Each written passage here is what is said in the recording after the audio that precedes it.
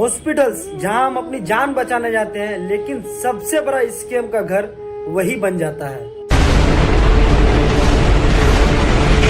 सोचो, एक simple fever जिसमें पेशेंट्स को एडमिट कर लिया जाता है, किसके लिए? सिर्फ बस एक्स्ट्रा बिल बनाने के लिए, एक्स्ट्रा चार्जेस करने के लिए, और अलग अलग तरह की मतलब अननेसेसरी जो है टेस्ट भी करवाते हैं जो जरूरत नहीं होता है, जैसे CT scan, MRI, blood test और भी बहुत सारे टेस्ट हैं जो पेशेंट्स के लिए जरूरत नहीं होता है, जरूरी नहीं होता है। उस चीज के लिए भी जो है पेशेंट से जो है उस तरह की टेस्ट करवाते हैं, बस सिर्फ एक्स्ट्रा चार्जेस के लिए। तो वहीं दूसरा स्कैम ब्रांडेड मेडिसिन, जो डॉक्टर हमेशा जो अक्सर ब्रांडेड मेडिसिन लिखा करते हैं, लेकिन वही जेनेरिक जो है उसका 10 गुना सस्ती पड़ती है।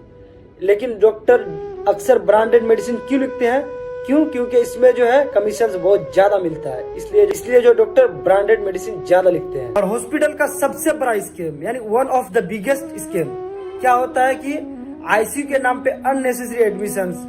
बताया जाता है कि पेशेंट का कंडीशन जो है बहुत खराब है, पेशेंट को आईसीयू में रखना ही पड़ेगा, इट इज नेसेसरी, ऐसा कुछ बोल के। लेकिन हालांकि कुछ ऐसा कंडीशन होता है जो पेशेंट जो है नॉर्मली होता है, लेकिन फिर भी उन्हें जो है आईसीयू में 2-3 दिन, 4 दिन, 5 दिन इस तरह से रखा जाता है, बस एक्स्ट्रा चार्जेस के लेने के लिए।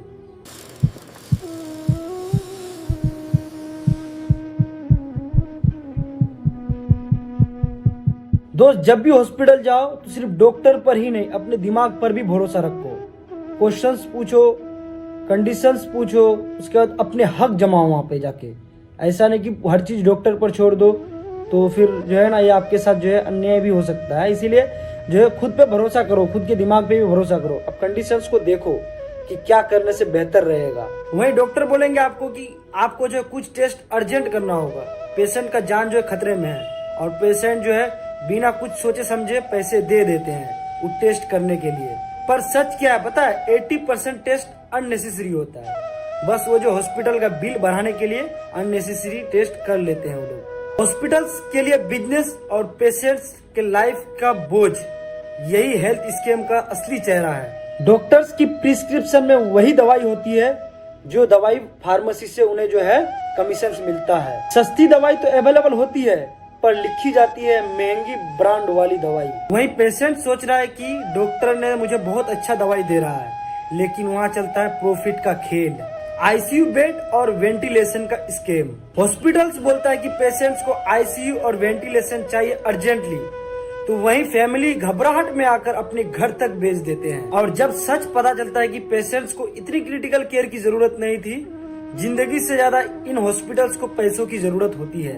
डेड बॉडी स्कैम, पेशेंट्स मर चुका होता है पर हॉस्पिटल फैमिली को नहीं बताता है, एक्स्ट्रा बिल जनरेट करते हैं, ऑक्सीजन, इंजेक्शन, आईसीयू चार्जेस, इस तरह के बिल जो है एक्स्ट्रा जनरेट करते हैं। और फैमिली को जब तक पता चलता है तब तक लाखों रुपए का बिल बन चुका होता है। अब सोचो, मरने के बाद भी हॉस्पिटल्स में बिजनेस चलते हैं।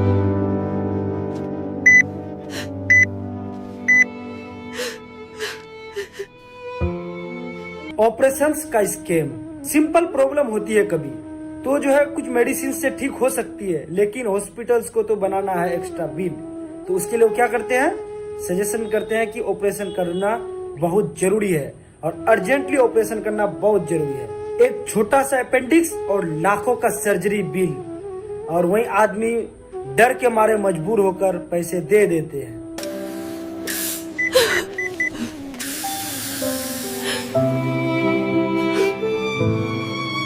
हेल्थ का बिजनेस इंसानियत की सबसे बड़ी मार। हर हॉस्पिटल्स में इस तरह के स्कैम तो नहीं होते, लेकिन कुछ ही हॉस्पिटल है जिसमें आज भी इस तरह के स्कैम बहुत ज्यादा होते हैं। तो इसे जो है इस तरह के हॉस्पिटल्स को हम क्या कहेंगे? हेल्थ केयर इंडस्ट्री बोलेंगे या फिर वेल्थ केयर इंडस्ट्री बोलेंगे?